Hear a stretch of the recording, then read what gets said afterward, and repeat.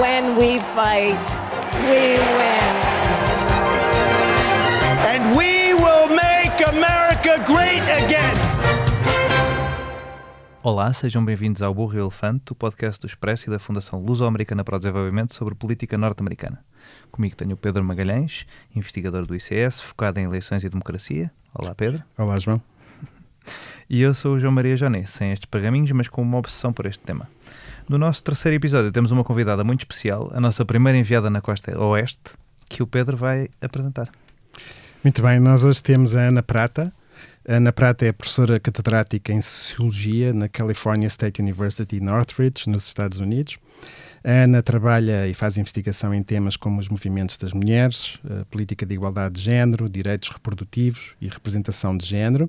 Está a trabalhar neste momento num projeto comparativo sobre o impacto do movimento Me Too na política europeia e tem publicado em muitas revistas da especialidade e é também co-editora de um livro sobre os movimentos das mulheres na Europa. Ana, obrigado por participares neste episódio. Obrigado eu pelo convite, tenho muito gosto em participar, claro que sim.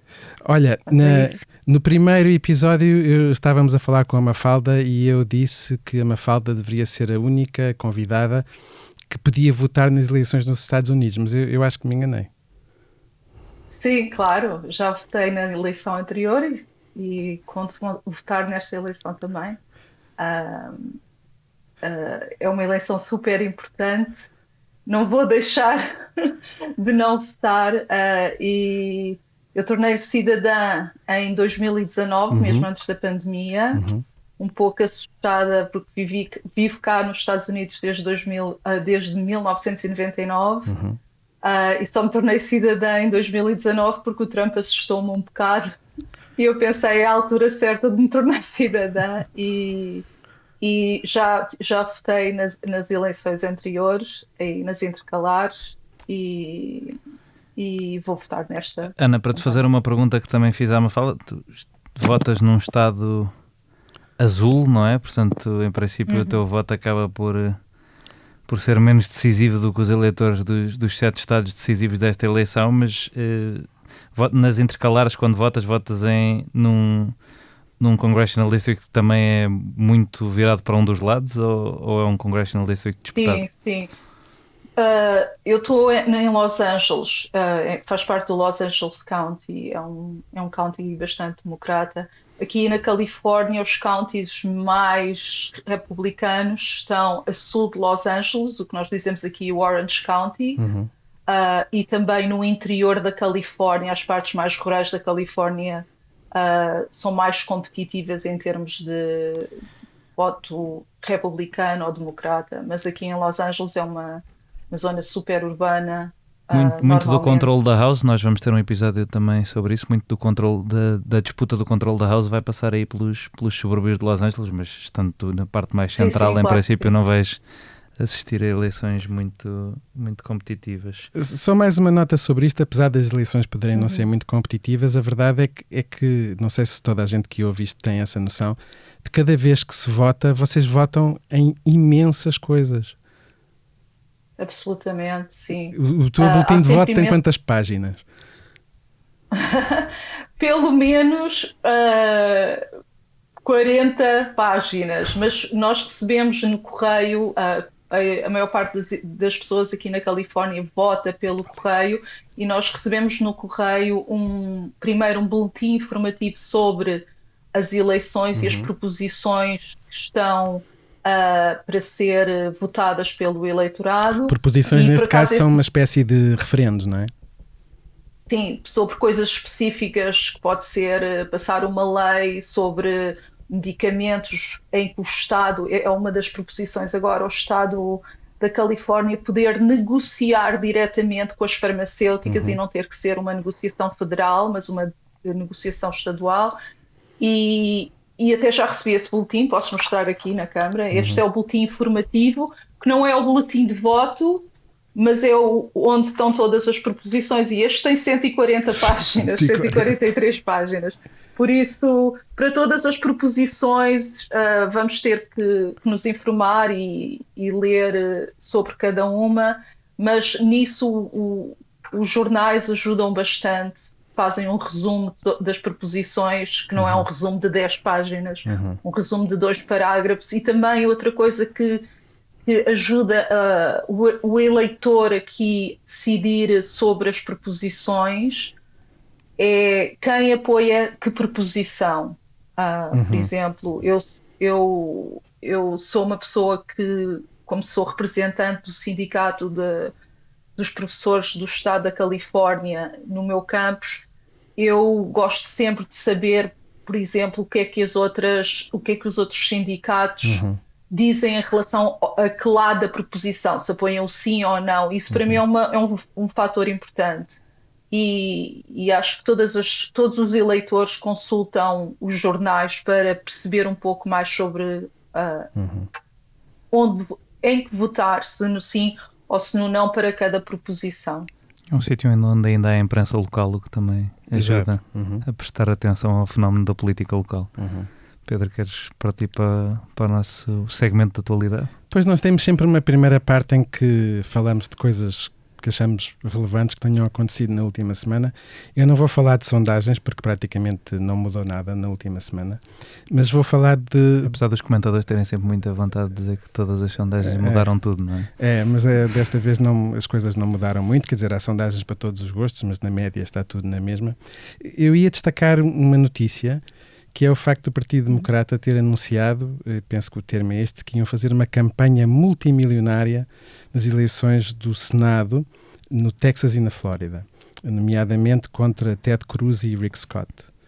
E esta é uma notícia muito interessante de 2 pontos de vista, ou 2 perspectivas. Em primeiro lugar, significa que os lugares de Ted Cruz e de Rick Scott estão mais inseguros do que se chegou a pensar. Neste momento o Ted Cruz tem 3, 4 pontos de vantagem nas sondagens, o Rick Scott 4, 5, portanto está tudo um bocadinho dentro da margem de erro.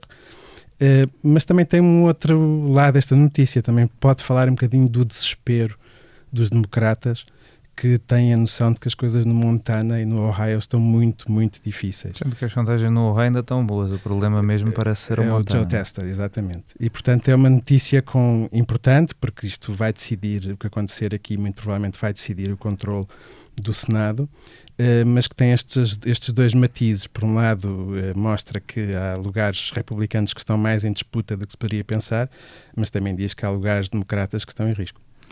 E são eleições interessantes de acompanhar, porque os candidatos democratas são uma reivindicação antiga dos eleitores do Partido Democrata nos 2 estados.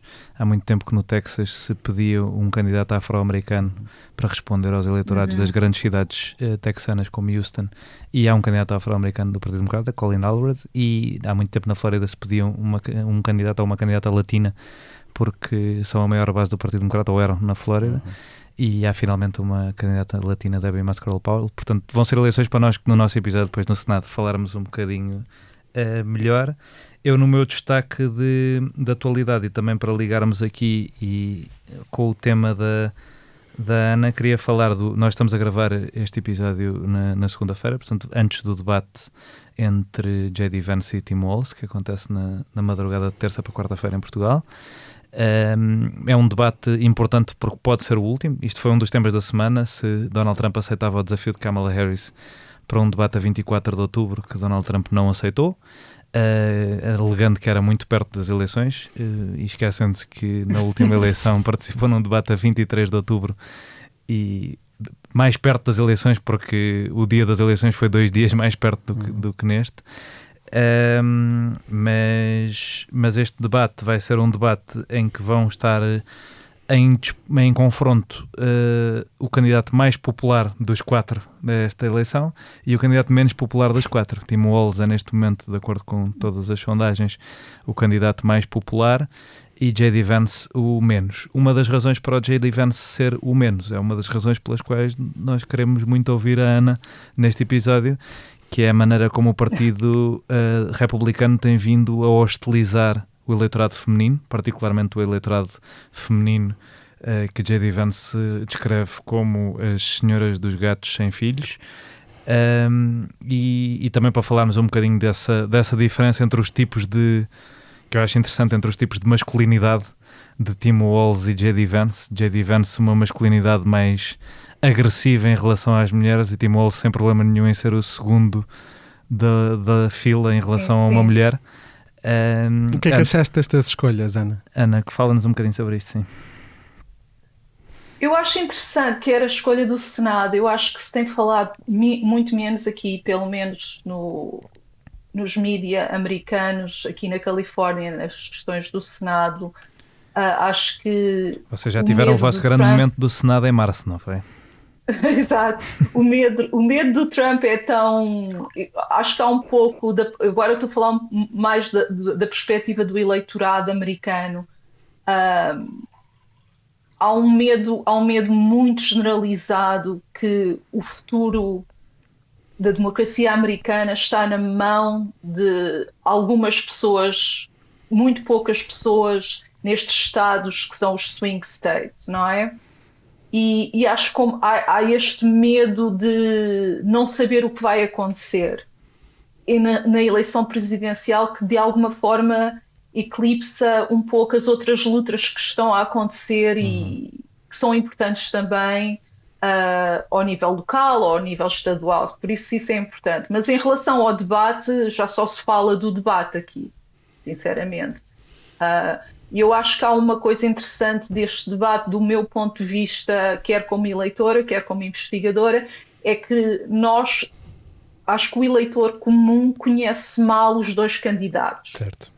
E este início do povo americano conhecer o J.D. Vance e conhecer o Tim Walz tem sido muito mais favorável ao Tim Walz do que ao J.D. Vance, porque até algumas das imagens de quando ele está em campanha são estranhas, a capacidade interpessoal do J.D. Vance é um pouco estranha. O Tim Walz é uma pessoa muito mais empática e muito mais simpática, e há esta imagem dos dois que é bastante diferente. Mas, de alguma forma, o debate vai ser sempre uma oportunidade para as pessoas conhecerem melhor estas duas opções do vice-presidente. E acho que quando se diz que o papel principal do vice-presidente é uma pessoa imaginar que um destes candidatos pode ser presidente, acontecendo alguma coisa ao presidente americano, é a parte mais importante, não é? Eu acho que essa é uma das razões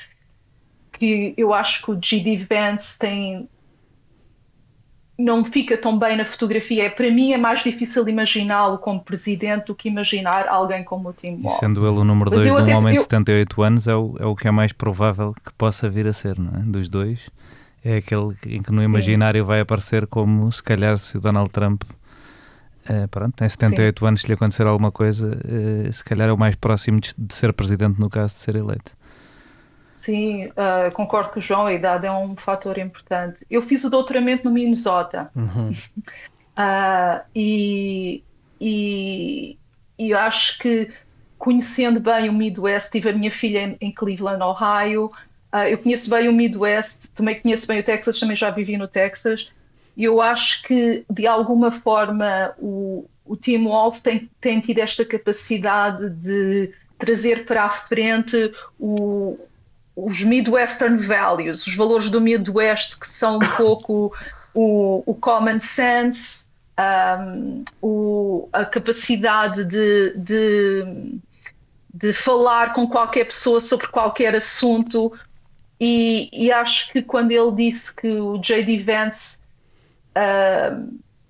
e do outro lado este ultraconservador tom dos republicanos hoje em dia é estranho e radical, eu acho que foi uma boa forma de caracterizar o que já muitas pessoas achavam, mas acho que dito por uma pessoa do Midwest tem um outro impacto. Mas em relação ao Vance, tem-se falado muito que esta ideia de caricatura, de não perceber porque é que algumas mulheres tomam a opção de não ter filhos e de só ter gatos, e esta, que parece um bocado uma caricatura, uma piada que de alguma forma pode não resultar e até alienar partes do eleitorado. Tipo a Taylor Para Swift. mim o que é interessante...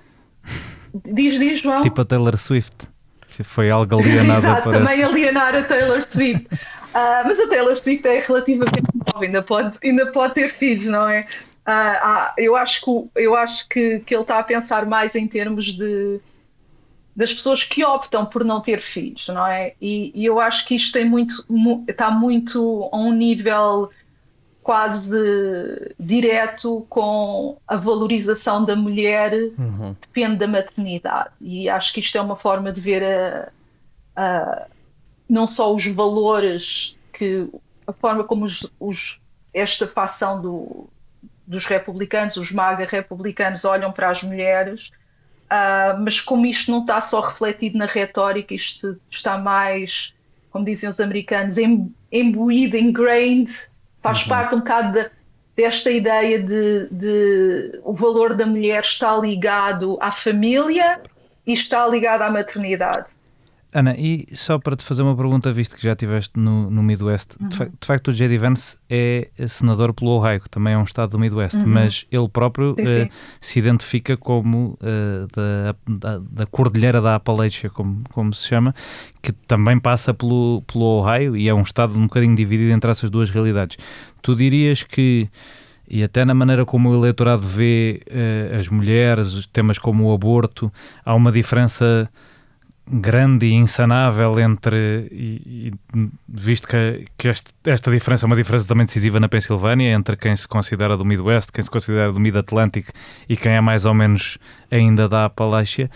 A minha pergunta era se se vês diferenças culturais muito relevantes e quais é que são para serem duas pessoas do Midwest e de estados tão próximos como o Wisconsin e o Ohio, mas com perspectivas tão diferentes sobre esta vida em comunidade em geral e as mulheres em particular.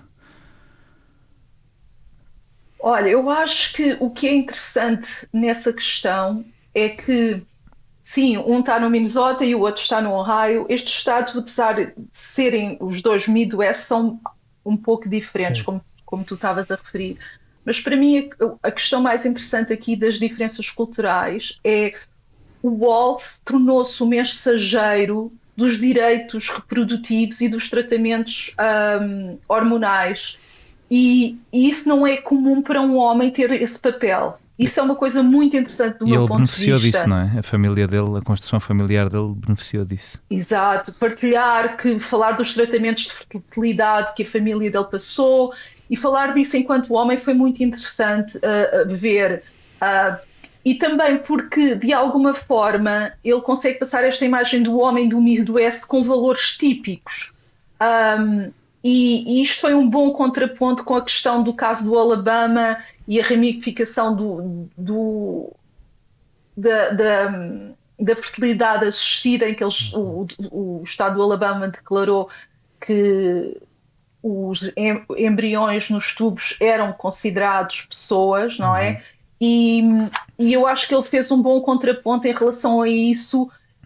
E ele é conhecido até no Minnesota como a pessoa que passou legislação para fazer os produtos menstruais gratuitos nas escolas. E o que é interessante do ponto de vista mais do estudo do género é que ele podia ter dito: vamos pôr os produtos menstruais gratuitos nas escolas públicas para as alunas, mas ele escolheu dizer para os estudantes. No fundo, ser inclusivo das pessoas transgênero e de alguma forma houve uma retaliação da direita logo a isso. Chamavam-lhe o #TamponTeam. Não sei se falou disso aí em Portugal, nas redes sociais, mas eu acho que o que é interessante em relação a esta diferença... Desculpa, só para te contar, tudo o que sejam argumentos trampistas do refúgio da internet americana, há sempre aí 5 pessoas em Portugal dispostas a comentar os tweets do nosso podcast com essas mensagens, mas de resto não foi muito falado, não. Pois, eu acho que é interessante ele, como homem, ter esse tipo de approach, de abordagem em que que eu acho que se reflete mais nas políticas dele. Claro, há outras coisas sem ser as coisas de género, como passou almoços gratuitos para todos os alunos nas escolas, como valores sociais típicos.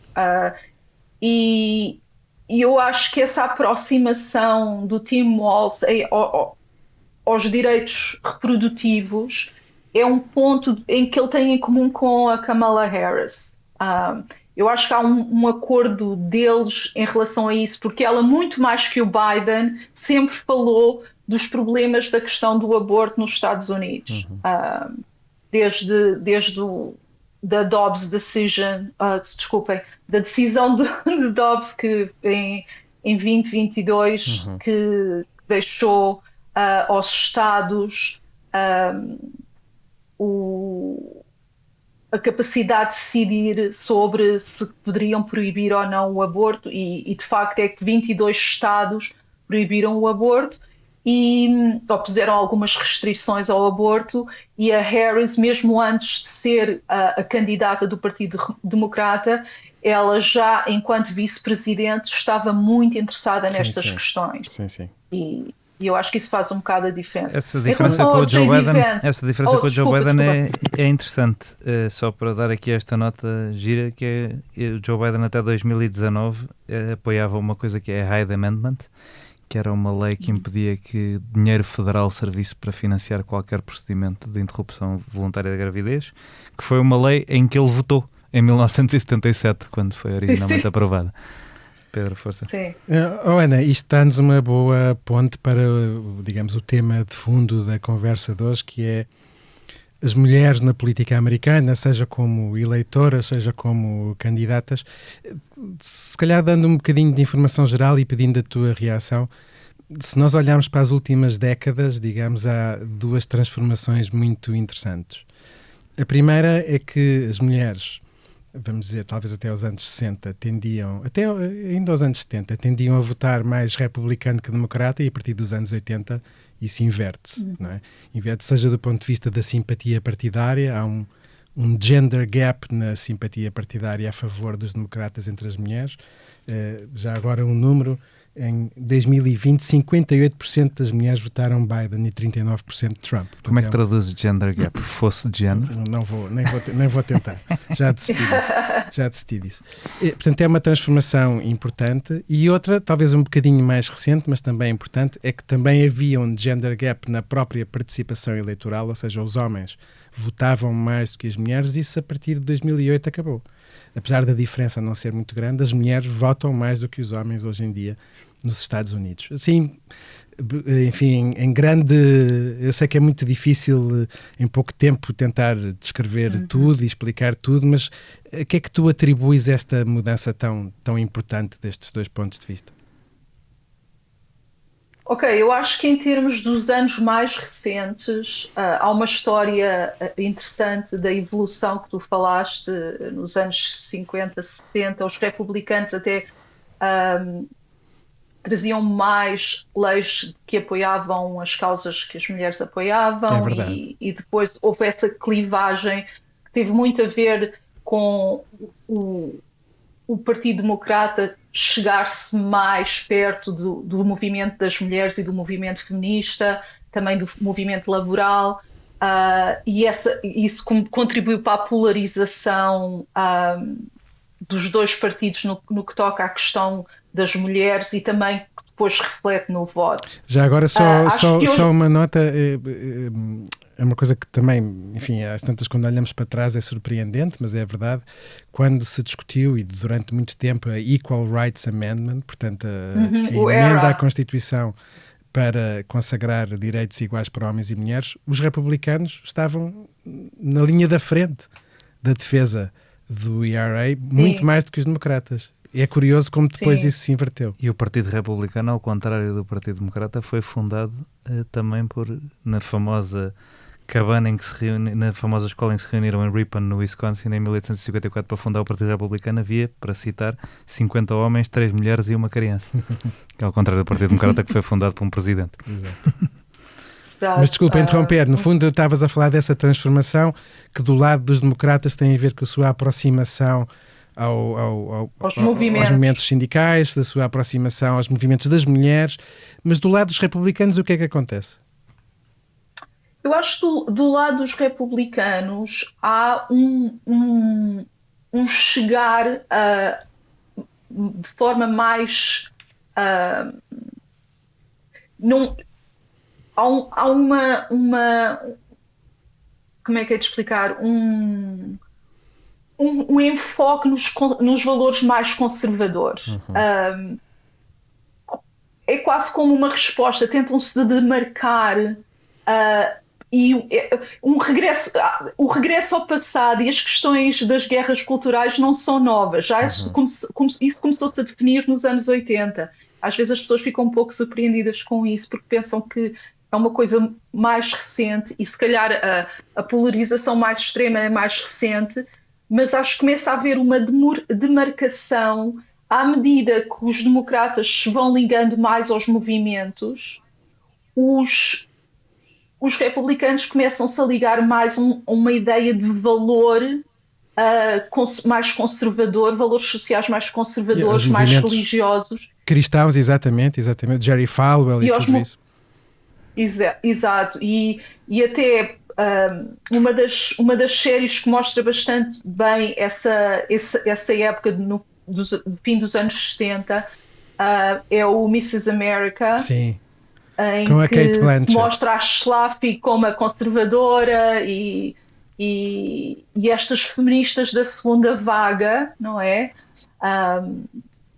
E que também é interessante porque se pensarmos em termos das pessoas que estavam associadas a esse feminismo da segunda vaga, a Gloria Steinem, a Betty Friedan, uma dessas pessoas tem sido muito falada hoje em dia, não sei se vocês aí têm estado a par disso, que é a Shirley Chisholm, porque ela foi a primeira afro-americana que... Oh, era? Sim, era a resposta certa, mas o Pedro não a aceitou como a resposta certa. Mas pronto, ela foi a primeira candidata de um partido para presidente e sendo a primeira afro-americana, que agora, quando a Kamala teve a nomeação, falou-se disso também como sendo uma parte da história, entre aspas. Eu, por acaso, quando o Pedro fez a pergunta de quem é que tinha sido a primeira mulher candidata a presidente, e descobriu uma candidata que teve como candidato vice-presidencial o Frederick Douglass no século XIX, em 1874. Mas eu estive a ver as várias mulheres que consideraram seriamente até aí, um bocadinho porque estava a ver a história do Partido Republicano com mulheres, e eu acho que a mulher que esteve mais próximo de ser nomeada de um partido até agora, até Hillary Clinton talvez, portanto até ao século XXI, é capaz de ter sido Margaret Chase Smith, que era uma senadora do Maine que chegou a ter alguma ambição na Convenção Republicana de 64. E é engraçado porque falavas da Phyllis Schlafly, o movimento antifeminista dentro do Partido Republicano aparece com base nos movimentos que venceram essa Convenção de 64, os movimentos à volta do Barry Goldwater, e ela era consultora de segurança nacional de algumas dessas pessoas ligadas a essas campanhas, e do Ronald Reagan, que foi governador aí do teu estado, e era um dos temas interessantes da relação que o Partido Republicano tinha com mulheres feministas, que depois acabou por abandonar, como a Margaret Chase Smith. Também foi o primeiro partido a ter uma mulher no Congresso, no Montana, em 1916, que foi a primeira mulher, que foi uma mulher que votou contra as duas guerras mundiais. Olha lá se vai uma das perguntas do quiz. Caraças. Mas pronto, queria dizer um bocadinho isto porque quando falamos de mulheres, tal como depois quando falamos de minorias, falamos das maneiras como os partidos trocaram de posição, porque é isso que o Pedro dizia, quando Warren Harding, há pessoas que dizem que era porque Warren Harding tinha melhor aspecto, mas da primeira vez que as mulheres votaram depois de receberem o direito de voto, Warren Harding teve a esmagadora maioria do voto feminino, não é? Sim, mas acho que uma das coisas que o Pedro também referiu, que eu acho que é interessante, é a questão da representatividade. de alguma forma os democratas têm dado prioridade, nós não vamos dizer paritária, não tem sido assim, mas nem falo só em relação às mulheres, mas também aos não binários, aos trans. Acho que os democratas têm feito um esforço em termos raciais, não só na parte de ser mais inclusivo destas causas, destes diferentes grupos, mas também na representatividade política destes grupos e apoiar estes candidatos de alguma forma. Por isso eu acho que isso também é uma forma interessante, até quando o Biden disse que dava prioridade a nomear uma candidata para o Supreme Court, que era afro-americana. Tudo isso são sinais dessa aproximação e de dar prioridade a candidatos que não são só homens brancos de uma determinada idade. Certo. Ana, tinha uma pergunta para ti relacionada com isto. Nós já falámos de duas coisas em que os eleitores, homens e mulheres, são diferentes. As mulheres participam um pouco mais, pelo menos há uns anos para cá. Claramente, desde os anos 80, o gender gap é a favor, neste caso, das mulheres apoiarem mais o Partido Democrata. Há outras coisas em que os estudos mostram que mulheres e homens, que sim, as mulheres são todas diferentes umas das outras e os homens também, mas em termos de padrões, as mulheres tendem a fazer menos doações para causas políticas, tendem a demonstrar menos interesse pela política, estão menos confortáveis em entrar em discussões políticas quando se fazem estes inquéritos. Mas há uma coisa que, estranhamente, ou talvez dirás se é estranho ou não, em que mulheres e homens não são muito diferentes, é que a relação entre ser-se homem ou mulher e a opinião que se tem sobre o aborto é muito fraca. Chama-se isto até muitas vezes o paradoxo do tema do aborto. Não é evidente que mulheres e homens tenham opiniões muito diferentes entre si sobre o tema do aborto. O que é que está por trás disto, na tua opinião? Eu acho que, de alguma forma, o apoio, acho que é uma coisa que se fala pouco e acho que tu estás a salientar um aspecto bastante interessante e importante que eu acho que não tem a atenção devida. Eu acho que algumas das diferenças entre os valores das mulheres e dos homens, as diferenças de valores culturais e sociais, e o aborto reflete isso, não há assim tantas diferenças entre os homens e as mulheres, certo. E não se fala muito disso, de facto. Mas o que eu acho que acaba por acontecer, e daí se vêem diferenças no apoio quando se faz os inquéritos de quais são os assuntos mais importantes para o eleitorado americano e os 3 primeiros assuntos que a maior parte das sondagens mencionam são a economia / inflação, o aborto e a imigração. De alguma forma, há uma fação de mulheres que de alguma forma considera o aborto a questão mais importante para elas. E eu revejo-me nisso porque eu acho que tem havido uma guerra às mulheres pela parte do Partido Republicano. Eu sei que para algumas pessoas isso pode ser uma palavra um bocado extremada, mas para mim não é. Mas outra coisa que eu acho interessante, que reflete o que tu estás a dizer, que eu vi um artigo muito interessante, uma jornalista que é a Claire Kane Miller, ela fez eu acho que fala muito do que tu estavas a dizer, que é entre a geração Z, os Gen Zers, eles identificam-se mais ainda com os democratas, mas há umas diferenças interessantes de género aí. E ela pergunta, são estes apoiantes, os homens que apoiam, os homens da geração Z que apoiam o Trump são estes homens ultraconservadores, ultra-religiosos ou ultramasculinos, mas o que ela encontra é que eles de facto não são e que apoiam o direito ao aborto da mesma forma que as mulheres apoiam. Por isso, o que é que explica então esta diferença entre os homens da geração Z que estão a votar ou pela segunda vez ou pela primeira vez e as mulheres? E ela diz que é mais a preocupação dos homens com a economia do que até a questão do aborto ser diferente.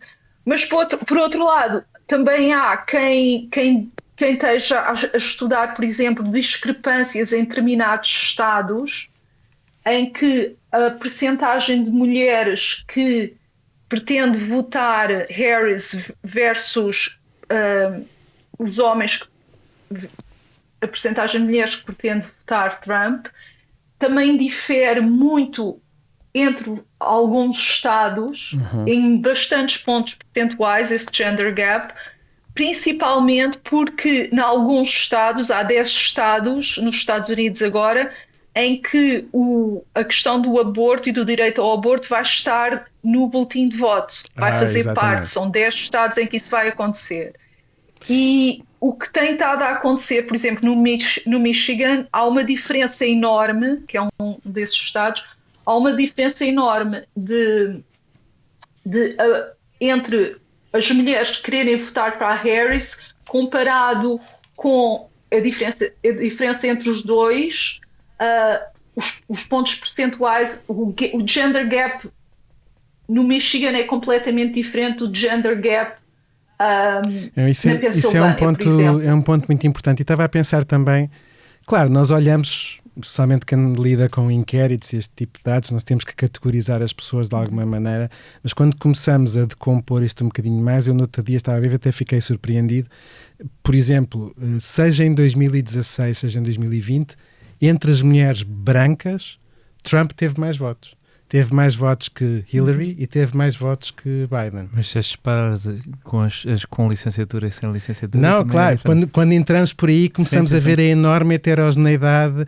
Portanto, às vezes falar desta... Por exemplo, a religiosidade também é muito importante. Eu disse há pouco que homens e mulheres, visto assim em agregado, têm visões difíceis de distinguir sobre o aborto. Mas claro, quando introduzimos o fator religiosidade, as diferenças aparecem, não é? Porque... Sim, há fatores. Claro. Diz. Desculpa. Há fatores interessantes como, por exemplo, a religiosidade, até dentro dos católicos, à volta de 58% dos católicos dizem que apoiam o aborto em most cases, Sim. na maior parte dos casos. Mas 40% não. Por isso, mesmo entre os católicos, há uma diferença entre os católicos mexicanos, os católicos white Catholics, os católicos brancos e os católicos hispânicos, e também entre são os muito protestantes, diferentes também não é? nisso. Há negros no sul Exato. muito religiosos, alguns até Exatamente. contra o aborto enquanto conceito, mas que votam no Partido Democrata na mesma. E é curioso porque ambos os partidos têm bastantes líderes católicos, mas o presidente dos Estados Unidos é católico, a antiga speaker Nancy Pelosi é católica, até já foi excomungada pelo Bispo de São Francisco por apoiar o acesso ao aborto. Eu queria também falar aqui, Ana, falaste dos referendos nos vários estados sobre o aborto. Eu tenho a tese, já partilhei com o Pedro, mas não com os nossos ouvintes, de que este vai ser o assunto mais decisivo destas eleições, porque sinto que foi o assunto mais decisivo das eleições intercalares de 2022 e acho que não mudou grande coisa na motivação do eleitorado em relação a isto. Acho que o Partido Republicano reduz a sua base de apoio a um nível que o impede de ganhar os estados decisivos a partir do momento em que se casa com esta posição mais radical em relação ao aborto que está a ser proposta na Flórida e no Texas. Aliás, o Donald Trump ficou tão atrapalhado com a medida de restrição do aborto na Flórida que até disse em 2 dias seguidos que votava de 2 maneiras diferentes essa medida. Flip-flopper. Tu referiste o Michigan. O Michigan teve um referendo em relação a garantir o direito ao aborto pela Constituição Estadual, que passou com 57% dos votos, que é uma percentagem maior dos votos do que a maioria dos candidatos presidenciais democratas têm conseguido nos últimos anos. E o mais extraordinário é que foi também derrotada uma medida limitadora do aborto no Kansas, no Kentucky, em estados que votaram em Donald Trump por mais de 20 pontos, e no Montana também. São esse tipo de medidas que ainda dão um bocadinho de oxigénio a políticos democratas nesses estados. O governador do Kentucky é democrata, o Andy Beshear, e gabou-se muito dessa vitória. O senador que o Pedro já falou, o senador John Tester, que é essencial para para os democratas manterem o Senado de Montana também está um bocadinho a apostar no facto do seu Estado ter votado 53% a favor de uma posição de escolha e não de controle ao nível da lei do aborto.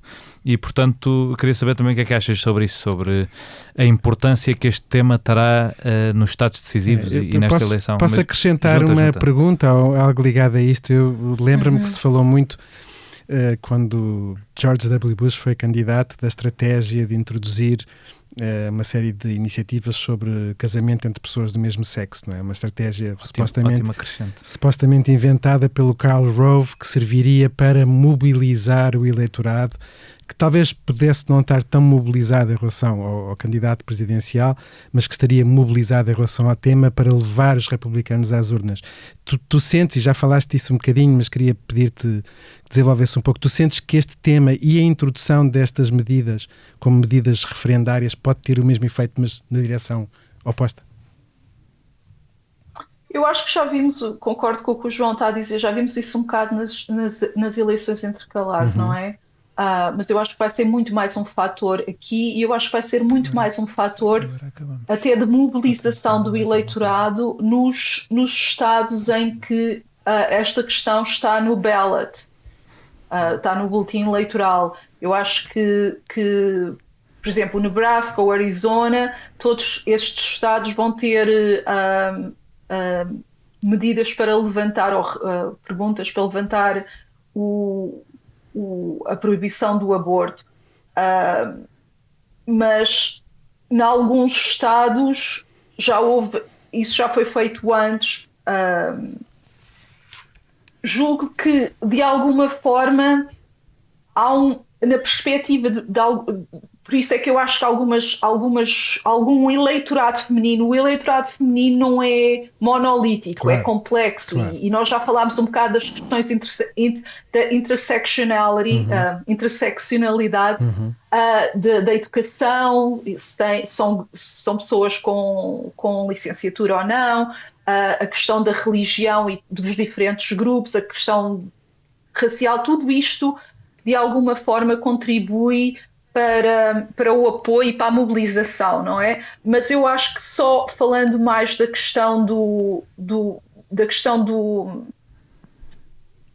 aborto e do direito ao aborto, na perspectiva das mulheres com menos de 45 anos, este assunto já é o assunto mais importante. Sim. Para este grupo etário, ou seja, um pouco a refletir o que o João estava a dizer, em termos da importância. Algumas destas mulheres mais jovens já consideram este assunto como um assunto mais importante que a economia. E tu falaste tenho uma aluna que me diz. Tu falaste desses 10 estados, é importante porque nas várias eleições que vamos ter, para o Senado, para a Câmara dos Representantes e para as eleições presidenciais, esses estados, os 10 estados, estão muito no centro da ação. Há uma medida no Montana, decisivo para o Senado, e na Flórida, igualmente também decisiva para o Senado. Há medidas no Nevada e no Arizona, 2 swing states presidenciais. Há medida em Nova York, onde há muitos lugares na Câmara dos Representantes em sítios em que Biden ganhou e há um representante republicano. E até nesses sítios que referiste, mais seguros, mas o Maryland tem uma eleição para o Senado importante.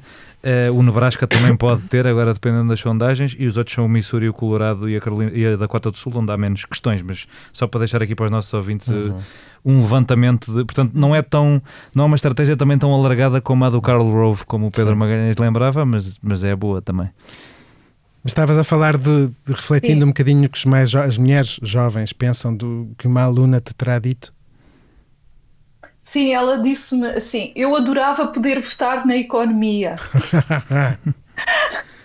mas não tenho esse luxo. E acho que há um pouco essa perspectiva de se pode escolher um assunto, é um bom sinal, porque há muitas mulheres que acham que não têm nenhum assunto pelo qual podem escolher, só podem escolher por ter a sua autonomia sobre o seu próprio corpo. E acho que isso é uma questão que às vezes perde-se um pouco, esta capacidade de perceber que já há muitas pessoas a viajar de estado para estado e há pessoas que já morreram pela decisão do Dobbs, não é? Incluindo menores. Reverter.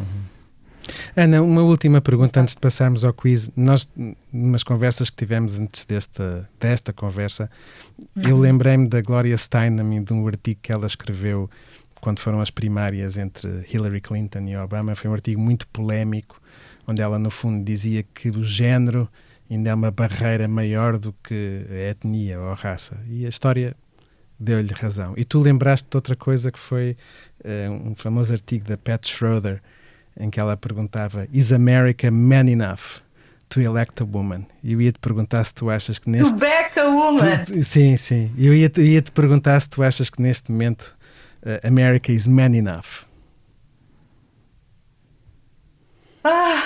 Eu espero que sim. Eu acho que há um... Quero estar otimista. Por isso vou dizer sim. Mas o teu olhar analítico diz-te o quê? Achas que é um bom sinal não se estar a falar tanto disso como se falou em 2016, assim acrescentando à pergunta? Eu acho que é um sinal, mas é um sinal de estratégia. Ok. Mas Eu bom acho que é ou uma mau estratégia para política muito importante. Porque é interessante que até que o Tim Walz esteja um pouco a puxar esses assuntos até mais que a Harris, porque eu acho que há uma demarcação de trazer a Harris como eu sou a melhor candidata, não sou a melhor candidata por ser mulher. Eu acho que é uma estratégia. Mas eu estou, como se diz aqui, cautiously optimistic. Muito bem.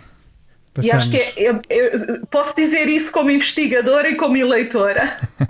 Acho que estou nas duas coisas igual nisso.